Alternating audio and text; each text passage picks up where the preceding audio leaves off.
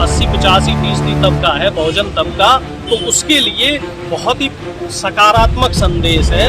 कांग्रेस ने बहुजनों के लिए अब जो रास्ते हैं वो कहीं ना कहीं खोल दिए हैं, जिन पे पहले जो बीजेपी आईटी सेल द्वारा जो एक भ्रम फैलाया गया था कि बैरियर लगाया गया। जो बात कह रहे हैं रिवाइवल की, तो पहले तो मैं आपको क्लियर कर दूं कि इस देश में दो तरह की विचारधारा है।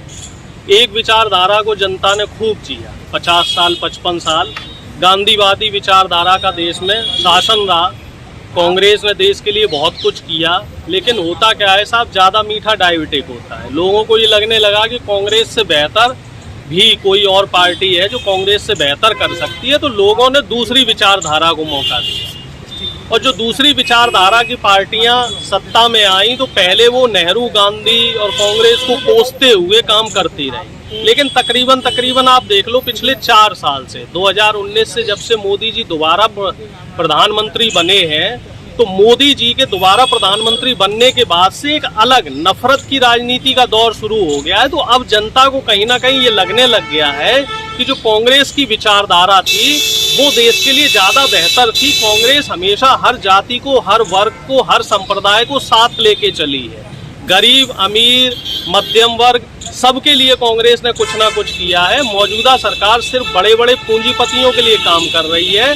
तो हमारा जो विरोध है वो इसी व्यवस्था से है, जो सामंतवादी व्यवस्था मौजूदा सरकार लगा रही, तो हमारा इसी के लिए विरोध है। और खड़गे साहब अब अध्यक्ष बने हैं। जैसे लोगों की शिकायत रहती थी कि गांधी परिवार से इतर अध्यक्ष होना चाहिए, तो लगभग 6वीं बार इस बार चुनाव हुआ है 137 साल के इतिहास में, और खड़गे साहब को अध्यक्ष मनोनीत किया गया है, निर्वाचित किया गया है। तकरीबन 9000 में से 8000 वोट खड़गे साहब को मिले हैं। और निश्चित तौर पे ये एक बहुत अच्छा और सकारात्मक संदेश जनता को जाएगा। एक दलित चेहरा जो है वो अध्यक्ष बना है, बाबू जगजीवन राम के बाद दूसरा दलित चेहरा अध्यक्ष बना है।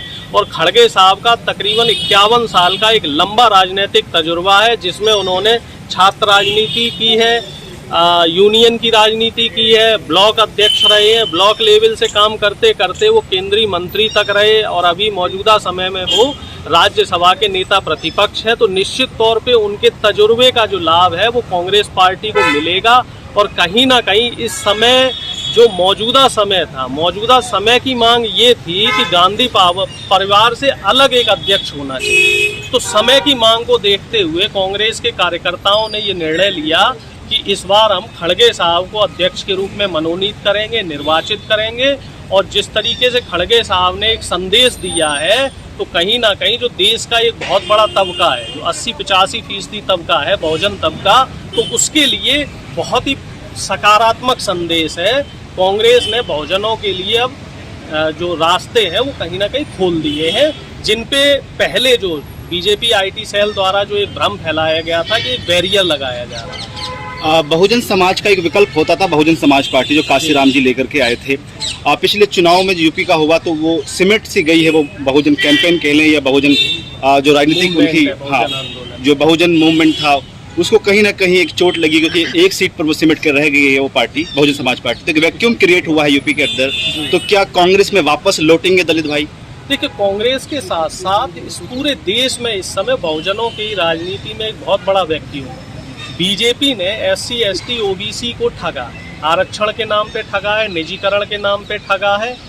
सरकारी पद आप देख रहे हैं, तकरीबन 1.5 करोड़ से ज़्यादा सरकारी पद खाली है।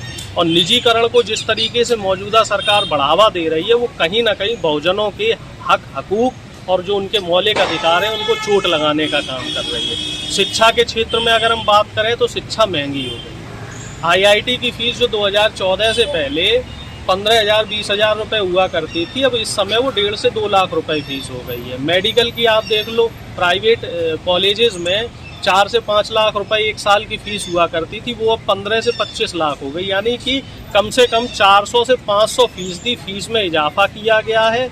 कई जगह तो 800% इजाफा किया गया है। तो इससे जो चोट पड़ रही है वो गरीब के बच्चे को चोट पड़ रही है, एक आम आदमी के बच्चे को चोट पड़ रही है।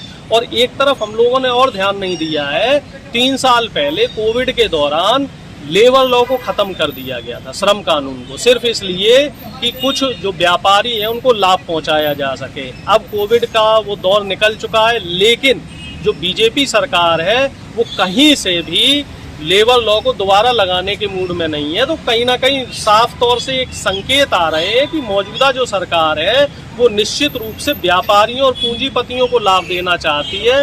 ये गरीबों, किसानों और मजदूरों के हक के लिए काम नहीं कर रही है। जिस प्रकार अभी पदभार संभाला खड़गे साहब ने, क्या लगता है हिमाचल और गुजरात के चुनाव में कितना कारगर साबित होगा कांग्रेस के लिए?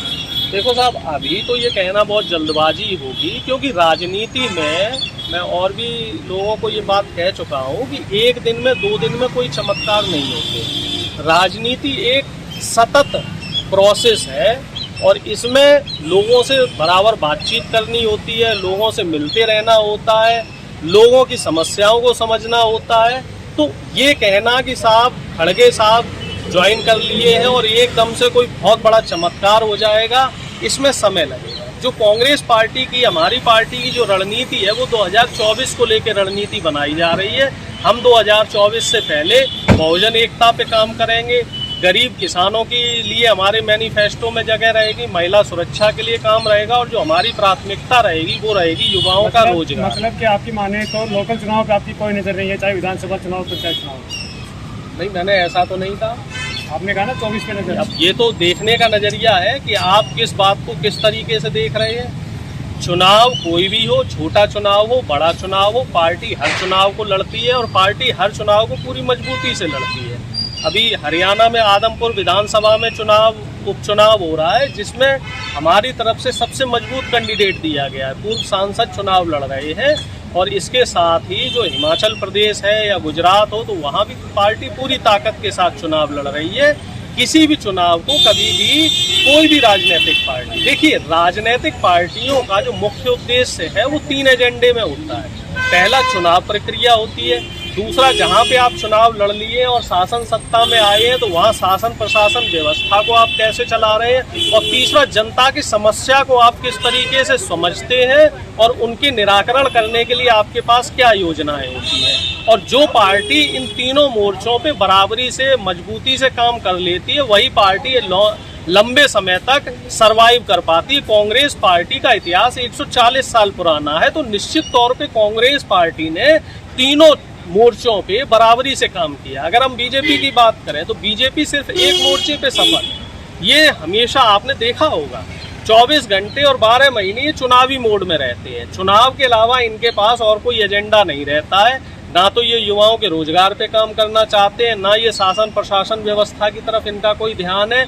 और ना ही ये जनता की मूलभूत जो समस्याएं हैं उन पे इनका कोई ध्यान नहीं है। हालातों को देख के तो ऐसा लगता है कि 140 साल पुराना आपने इतिहास बताया, कांग्रेस इतिहासों में ही सिमट के रह जाएगी। बिल्कुल साहब, कई बार ऐसा हुआ है कि लोगों को ऐसा लगा है कि कांग्रेस अब खत्म हो गई। जब 70 का दशक था उस समय कांग्रेस के 2 टुकड़े हो गए थे। मोरारजी देसाई जी ने अलग पार्टी बना ली थी, इंदिरा गांधी जी ने अलग पार्टी बना ली। लोगों को लगा कि अब कांग्रेस इतिहास की बात हो जाएगी, लेकिन उसके बाद फिर कांग्रेस ने बाउंस बैक किया, क्लियर मैंडेट के साथ सरकार बनी। उसके बाद राजीव जी का निधन हुआ, पीवी नरसिम्हा राव साहब प्रधानमंत्री बने, और उसके बाद जब कांग्रेस सत्ता से गई, 1996 का समय है, उस समय फिर से ये लगने लगा। एनडी तिवारी जी ने भी उसी दौरान, पार्टी के 2 हिस्से हुए थे, एनडी तिवारी जी ने अलग कांग्रेस बना ली थी, तब फिर से ये लगा कि कांग्रेस खत्म हो गई। देखिए, कांग्रेस मूल तरीके से हम ये समझ सकते हैं एक राजनीतिक पार्टी ना होकर एक विचारधारा है।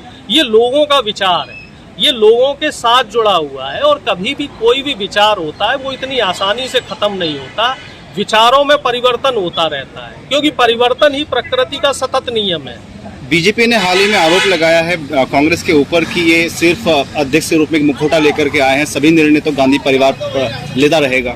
नहीं, बीजेपी ने बहुत अच्छा सवाल किया, बहुत अच्छा तंज किया, लेकिन साहब सवाल करने वाला कौन है, तंज करने वाला कौन है, पहले ये भी देख लीजिए। आप उनसे भी सवाल कीजिए कि जिनकी पार्टी में सिर्फ मिस कॉल से ही अध्यक्ष बन जाया करते हो, वो हम पे तंज कर रहे हैं, जबकि हमारे यहाँ तो लोकतांत्रिक प्रक्रिया से बाकायदा चुनाव हुआ है और 2 कैंडिडेट ने चुनाव लड़ा है, और बीजेपी में तो ये भी नहीं पता रहा कि कब नड्डा साहब पहली बार अध्यक्ष बने। उससे पहले नड्डा साहब का किसी ने नाम नहीं सुना था, ना उनको कोई कभी सांसद रहे, ना कभी विधायक रहे, ना कभी उन्होंने चुनावी रैलियां ली। वो बस अमित शाह जी के पास वहाँ पे तबल मंजनी करते थे, वहाँ जाके हाजिरी लगाते थे। अमित शाह जी की कृपा से वो अध्यक्ष बने और दूसरी बार फिर से अध्यक्ष बन गए। उनके दोबारा अध्यक्ष बनने से जो वहाँ के कैडर के लोग हैं असंतुष्ट हैं। और अभी उत्तर प्रदेश की भी एक घटना देख लो, एक विधायक ने अभी इस्तीफा दिया है, 2 दिन 3 दिन पुरानी घटना है, और उनका साफ तौर पे कहना है कि उत्तर प्रदेश में बहुजनों के साथ SC ST और OBC का जो आरक्षण है इसके साथ खिलवाड़ हो रहा है, नौकरियों में घोटाले हो रहे हैं। और उनका ये भी दावा है कि वो 20 विधायक और ऐसे असंतुष्ट हैं जो SC ST OBC कम्युनिटी से आते हैं, जो बीजेपी की कार्यप्रणाली से इस समय खफा है और वो भी इस समय इस्तीफा देना चाहते हैं। तो भारतीय जनता पार्टी में भी इस तरह की बहुत सारी घटनाएं हैं और बहुत बड़ी बड़ी घटनाएं हैं, लेकिन कभी भी इस पे चर्चा नहीं होती है क्योंकि मीडिया की तरफ ये चीजें नहीं जाती है। जो मेन स्ट्रीम मीडिया है वो इन चीजों को दिखाने से डरता है।